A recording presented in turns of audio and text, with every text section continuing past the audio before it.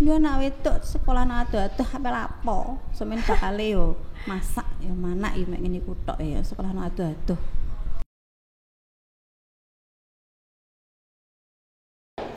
Baik, assalamualaikum warahmatullahi wabarakatuh. Welcome back to Jendela Alumni. Pada kesempatan kali ini mungkin hostnya berbeda ya dengan yang segmen-segmen sebelumnya.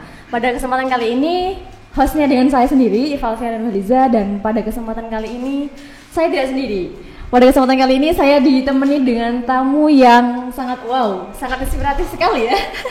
She is my idol, yaitu Ibu Wiwi Supriyati. Assalamualaikum Ibu. Waalaikumsalam warahmatullahi wabarakatuh, Mbak Iva. Iya, bagaimana kabarnya Bu Wiwi? Alhamdulillah luar biasa. Ya, sangat bahagia sekali ya bisa dipertemukan di Jendela Alumni pada segmen kali ini. Nggih, alhamdulillah bisa kembali bersama-sama di madrasah yang luar biasa, memberikan banyak tempaan hidup buat saya pribadi. Iya, BTW ngomong-ngomong soal alumni nih, kepo jadi.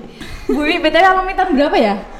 Alumni MTS tahun 2000, lulus MTS tahun 2000, lulus MA tahun 2003. 2003. Iya. Udah lahir belum Mbak Iva? Udah dong. Oh. udah TK mungkin ya. Ya, pada segmen kali ini buat teman-teman semua kita akan berbicara mengenai peran perempuan. Yang khususnya pada alumni kali ini Bu Supriyati yang notabene sebagai perempuan multi peran, ya Bu ya. Mari kita mewak sama-sama bagaimana Bu Wiwi dengan alumni yang pada tahun berapa Bu?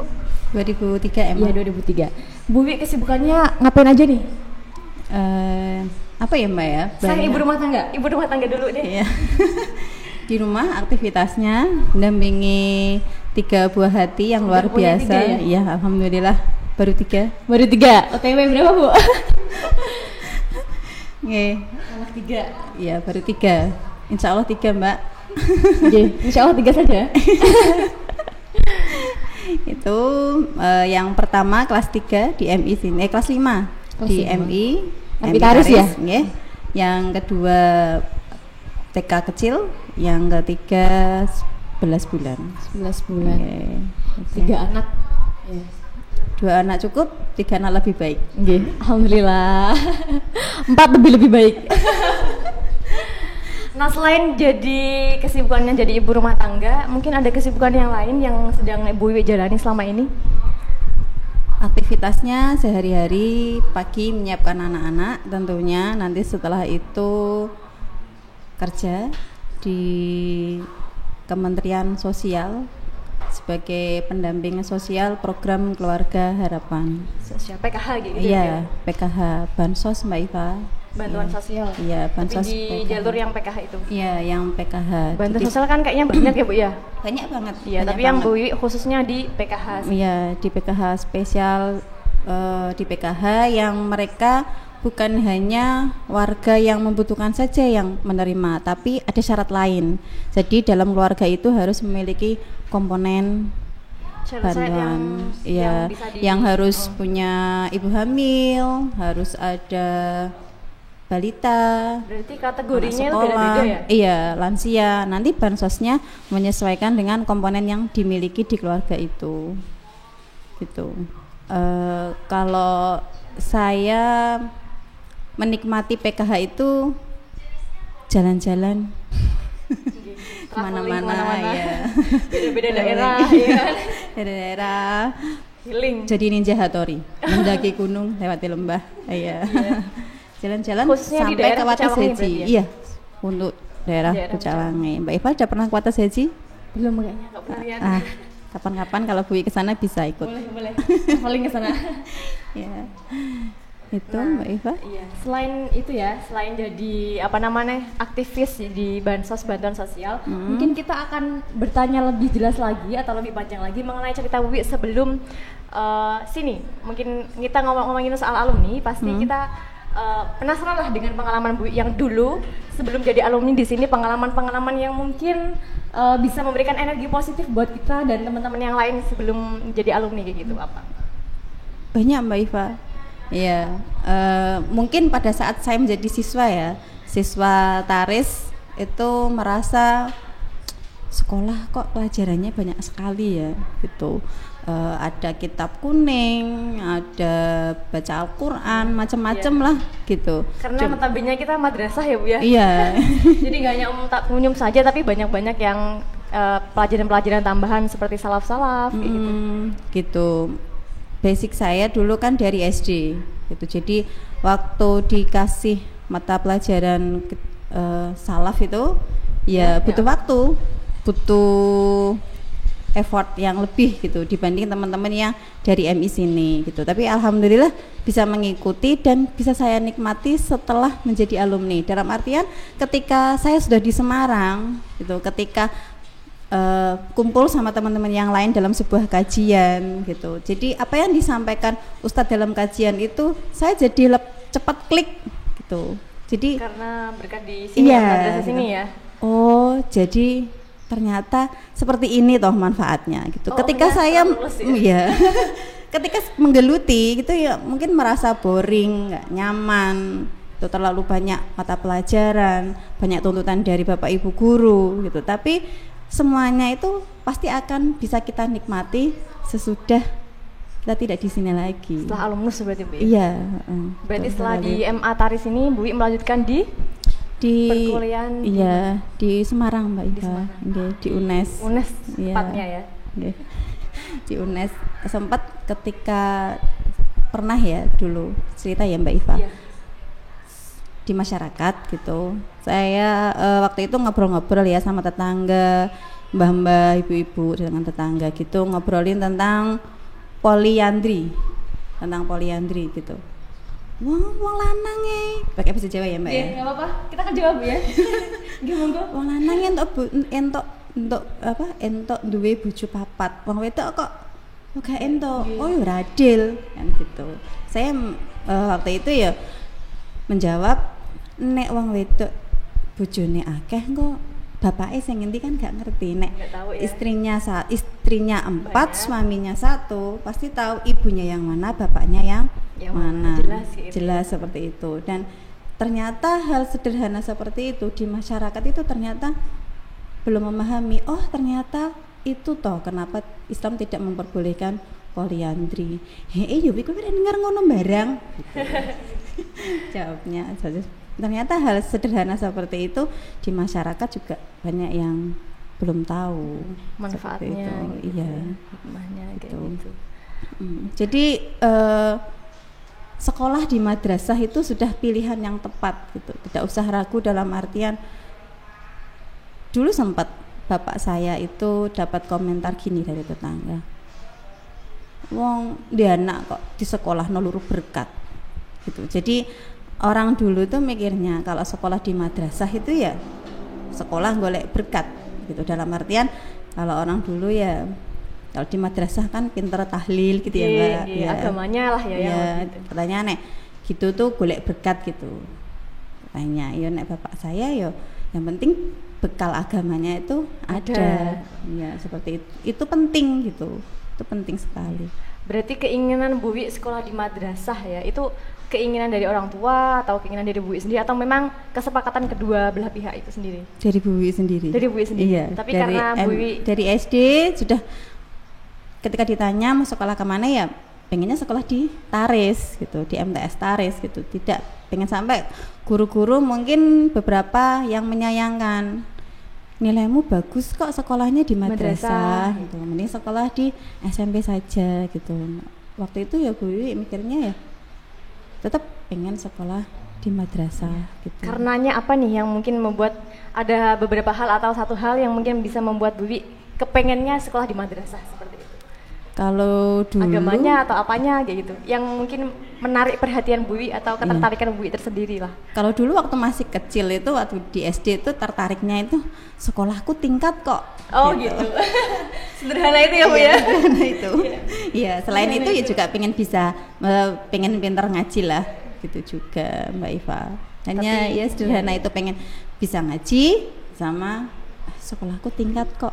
Gitu. Tapi alhamdulillahnya dari orang tua juga mendukung. Ya, mendukung. Ya, yang penting itu pilihan dan nggak jauh dari rumah itu yang digarisbawahi orang tua saya dari dulu sampai sekarang, tidak jauh dari rumah itu. Sampai milih kampus pun nggak boleh yang jauh-jauh. Nggak boleh jauh-jauh. Mentok Semarang nggak boleh jauh lagi. Alhamdulillah jatuhnya di UNES. Nggak terlalu jauh ya. Mungkin ada lagi pengalaman yang mungkin bisa diceritakan apa ya Mbak sebelum Iva? kita ke yang lain. Iya. Dulu itu soal prestasi atau soal pengalaman organisasi, pengalaman sama teman-teman ya, pengalaman sama teman-teman dulu waktu di MTS itu kami itu sekelas itu sering kompak gitu ya, MTS sampai MA lah, kompak banget Mbak Iva, sampai ketika jam istirahat atau misalnya pas apa ya jam kosong itu nggak kayak sekarang ya yang sudah ada kamera di gadgetnya masing-masing. Jadi dulu tuh rombongan jalan dari sini sampai ke studio foto di Pucak Wangi sampai Balong itu jalan ya, jalan kaki sampai sana terus nanti foto bareng, nanti terus pulang jalan kaki lagi seperti masih itu jalan beberapa kaki kali. Ya, Bu, ya? Iya jalan kaki. Naik sepeda kan nggak semuanya punya sepeda. Jadi ya bareng-bareng satu komplotan jalan kaki semuanya. Gitu. Jadi sekarang punya foto kenangan. Iya, foto kenangan bareng-bareng itu. Kalau di organisasi atau di yang lainnya mungkin Bu Wiwi dulu pernah jadi petugas perpustakaan yang mau nggak mau jaga perpus sampai akhirnya jadi suka membaca Mbak Iva. Ya sampai sekarang alhamdulillah. Manfaatnya luar biasa ya. Dengar-dengar juga sekarang jadi aktivis di dunia penulis ya Bu ya. Pernah jadi salah satu grup rebana ya di Taris. Iya gitu. Ya keliling dari desa yang satu ke desa yang lain, dari bukan hanya kecamatan ya, Pati sampai Blora pun. Ya, udah aktif udah jadi aktivis dari sejak MTS berarti Bu ya? Ya, dari MTS. Dan untuk teman-teman semua, Bapak Bu sekarang juga memiliki kesibukan tidak hanya menjadi ibu rumah tangga 3 anak, tapi juga udah aktif di tadi bantuan sosial ya. Di apa namanya PKH gitu ya. Terus jadi penulis juga. Selain itu mungkin apalagi Bu kesibukannya selain itu? Peran perempuan yang dilakukan Bu selama ini selain menjadi 3 anak, selain menjadi aktivis di PKH, jadi penulis juga, apalagi mungkin? Ya, alhamdulillah. Bisa ceritakan? Alhamdulillah sekarang ya didampingi suami, alhamdulillah Bu Wiwi mengelola bisnis kecil ya. Entrepreneur sekarang ya. Di rumah bisnisnya dilakukan secara online gitu. Sekarang kita nggak bisa munafik ya Mbak, dalam artian semua orang sekarang punya gadget gitu. Jadi mau nggak mau kita model bisnisnya harus berpindah ke online juga. Udah jadi kebutuhan Bu ya? Iya, Bu Wiwi offline dan juga online juga, promonya via online gitu. Berarti buka di rumah? Di rumah, outlet atau apa kecil gitu di rumah, tapi pemasarannya melalui online gitu. Iya, online, marketingnya lewat online gitu. Cuma karena memang tugas utama saya itu menjadi seorang istri dan seorang ibu, maka ketika mau menambah aktivitas yang lain, maka harus tidak diperbolehkan ketika tugas utama itu belum terselesaikan. Iya, dilaksanakan dengan baik. Berarti tetap yang utama menjadi seorang istri dan menjadi seorang ibu. Itu yang utama. Gitu. Ketika belum mampu, ya Bu Wiwi juga masih belajar menjadi seorang istri yang baik, ibu yang baik untuk anak-anak gitu. Tapi sambil belajar ketika suami welcome gitu. Ketika dulu Bu Wiwi masuk ke bisnis Fabil itu minta izin dulu sama suami. Suami udah berapa lama Bu digabung di Fabil? Sejak 2009 Mbak. 2009, udah lumayan lama ya? Ya, sudah sekitar 3 tahun. Izin dulu sama suami, waktu itu belum direstui karena memang belum diizinkan. Bu Wiwi belum masuk ke bisnisnya, tapi bukan terus berdiam diri saja, karena menurut Bu Wiwi itu sebuah hal yang baik gitu, dalam artian wanita bagaimanapun juga harus tetap merawat apa yang Allah berikan. Ya, salah satunya kan ini ya, wajah dan kulit itu. Jadi harus dijaga. Jadi niat awal kita memakai skincare atau kosmetik itu bukan untuk menarik perhatian orang lain, tapi untuk menjaga mensyukuri dengan cara menjaga apa yang Allah berikan gitu. Karena niatnya seperti itu, terus saya sampaikan kepada suami, lobby dan lain sebagainya. Alhamdulillah restu didapatkan, dan ketika restu didapatkan, alhamdulillah supportnya luar biasa sampai hari ini.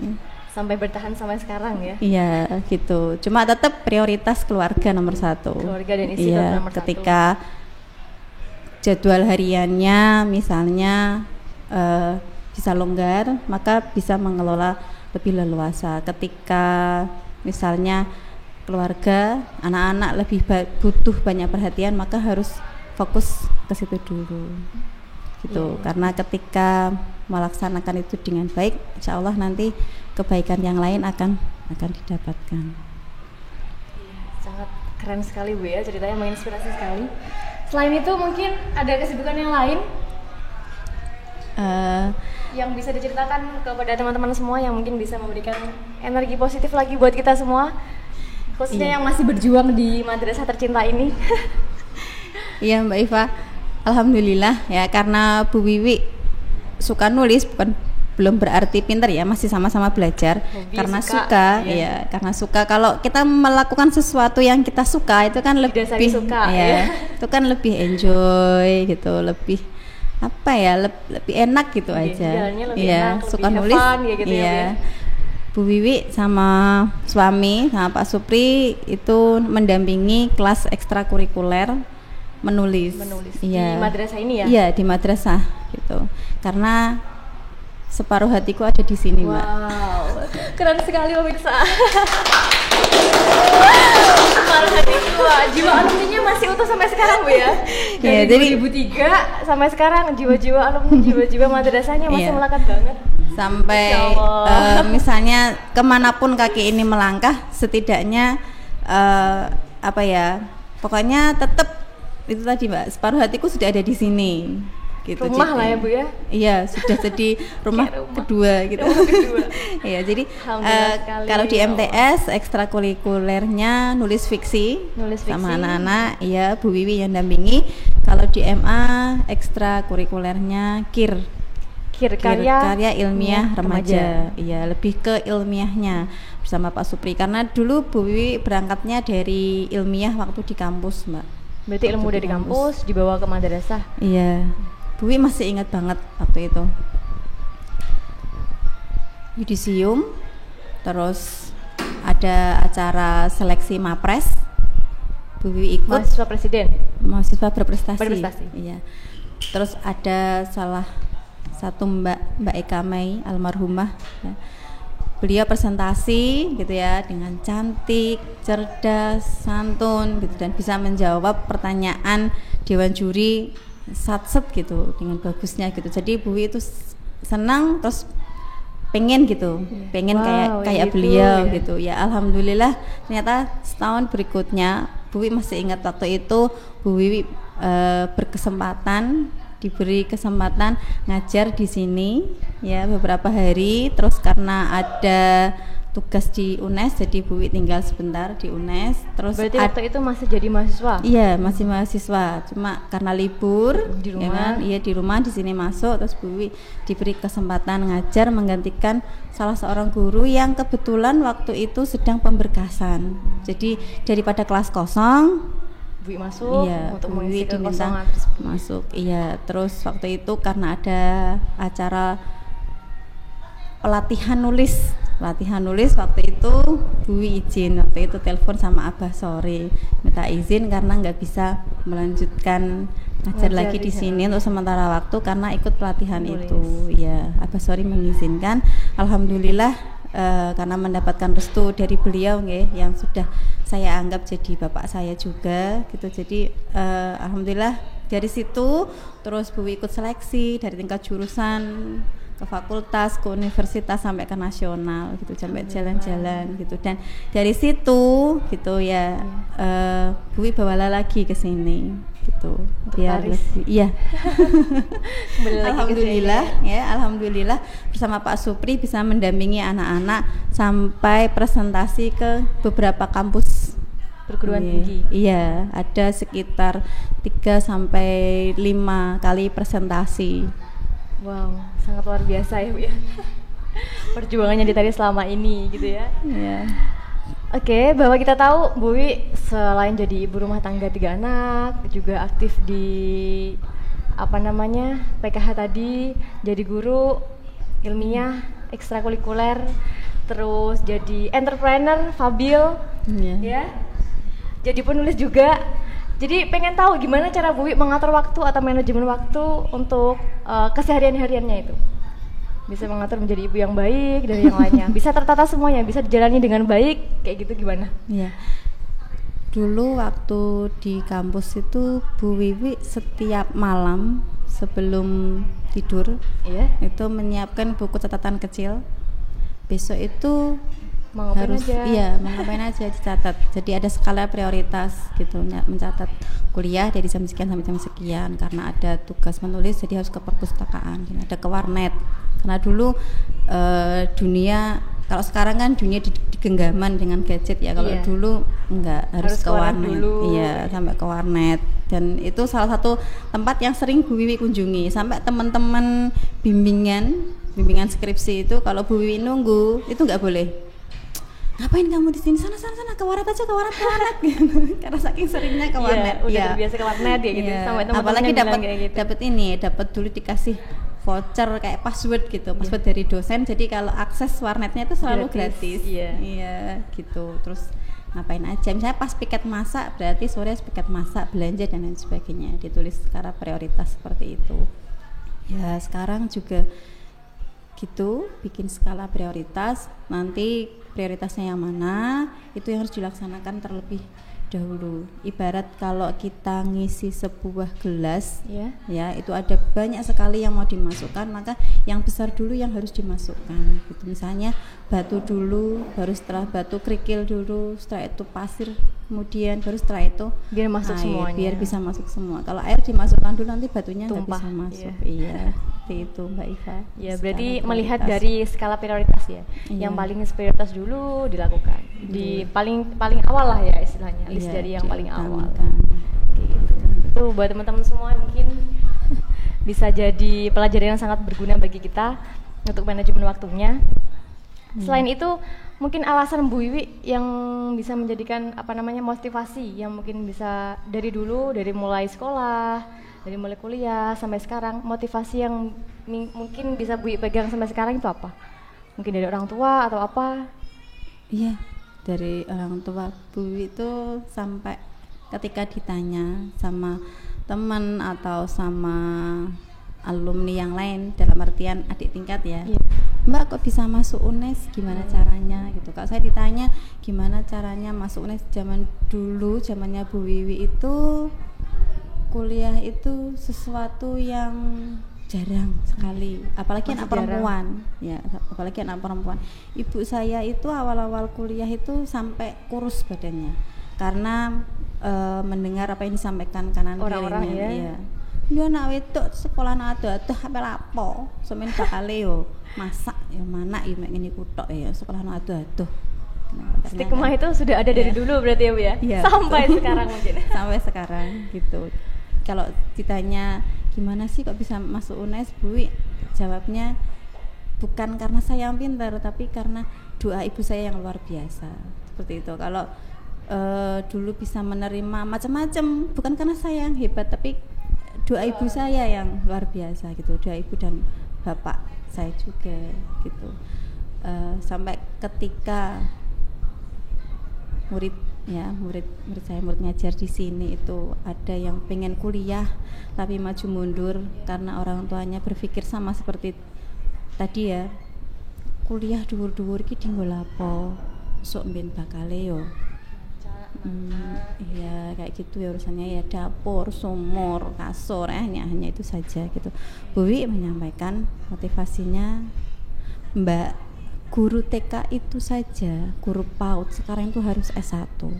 Guru yang anak kecil yang hanya ngajari, ibaratnya kalau PAUD kan ngajarinya ya menyanyi, seperti itu ya Mbak, itu aja harus S1. Apalagi kita nanti yang menjadi seorang ibu ya, yang akan mendidik anak kita mulai dari sejak dalam kandungan sampai nanti ketika mereka sudah dewasa. Jadi harus pinter, ya pinter sekolahnya juga pinter ngajinya, karena ilmu dunia sama ilmu akhirat itu harus diseimbangkan gitu, nggak boleh berat sebelah seperti itu. Jadi motivasinya itu bukan sekedar aku pengen kuliah biar besok bisa jadi A, jadi B, jadi C gitu. Karena memang kodrat kita sebagai seorang wanita ya menjadi seorang istri, menjadi seorang ibu. Ketika seorang wanita itu berpendidikan dan berakhlak mulia, insya Allah akan mampu mendampingi keluarganya gitu ya, dan anak-anaknya. Iya itu untuk mendirikan sebuah keluarga yang kokoh gitu. Ketika keluarganya kokoh, insya Allah Indonesia ini menjadi negara yang kuat gitu. Karena kan semuanya kan bisa berawal dari keluarga itu tadi itu sendiri. Iya, dari hal yang kecil iya gitu. Jadi mindset kita untuk menuntut ilmu itu harus diperbaiki sejak awal gitu. Bukan hanya sekedar pengen jadi PNS, pengen jadi apa, itu bonus lah, anggap aja itu bonus, karena tugas kita yang sebenarnya lebih utama ya Bu ya, menjadi seorang istri, jadi seorang istri, mendidik anak-anak. Iya gitu. Ketika misalnya seorang suami yang memiliki istri yang mendapatkan support, misalnya sewu, suami misalnya belum berpenghasilan banyak, tapi ketika istrinya itu mampu mensupport, nggak apa-apa mas misalnya ya, segini nggak apa-apa, kita cukupkan apa yang ada gitu. Insya Allah nanti gitu kita menenangkan, mensupport suami. Ketika suami itu tenang dan tersupport, insya Allah nanti akan lebih semangat lagi gitu. Jadi bisa pikirannya bisa lebih fokus gitu, dan pikiran positif itu akan menarik menarik rezeki yang lain. Insya Allah seperti itu. Wow, sangat luar biasa ini. Mungkin selain itu ada, sebelum closing statement ini ya, ada beberapa catatan dari perempuan yang multiperan, jadi ibu rumah tangga, jadi penulis, jadi aktivis, jadi guru, jadi pengusaha entrepreneur. Mungkin ada catatan buat teman-teman semua. Iya. Overall semuanya boleh, bebas mau tentang apa boleh. Selain perempuan juga boleh, yang lain juga boleh. Ya. Semuanya juga boleh. Apa aja ya? Iya, apa aja boleh. Iya. Terinspirasi dari sebuah ayat, in ahsantum li anfusikum. Ketika kamu melakukan kebaikan, maka sebenarnya kebaikan itu akan kembali lagi pada kita gitu. Jadi apapun respon orang lain, apapun apapun respon orang lain terhadap kita, ketika kita melakukan kebaikan, lakukanlah gitu. Karena sebenarnya kebaikan itu bukan untuk siapa-siapa, tapi kebaikan itu untuk nanti akan diri kita sendiri. Iya, untuk diri kita sendiri gitu. Apapun respon orang lain, jangan pernah ragu untuk selalu berbuat baik. Intinya selalu berbuat baik kepada siapapun. Yes. Meskipun orang lain tidak menilai kebaikan kita atau menerima kebaikan kita, apapun. Gitu. Yang penting tetap berbuat baik. Berbuat baik, karena nanti Allah yang akan mengatur segalanya. Insya Allah, amin. Itu Mbak Iva. Iya, mungkin itu sedikit perbincangan kami di segmen jendela kali ini. Kita nantikan segmen-segmen jendela alumni yang lain yang mungkin lebih bisa bermanfaat lagi buat semuanya. Intinya jadi perempuan itu takdir, tapi menjadi perempuan yang multiperan dan sangat bermanfaat buat yang lain itu pilihan. Bukan seperti Bu. Setuju sekali Mbak Iva. Mungkin cukup itu dari kami. Wassalamualaikum warahmatullahi wabarakatuh. Waalaikumsalam warahmatullahi wabarakatuh.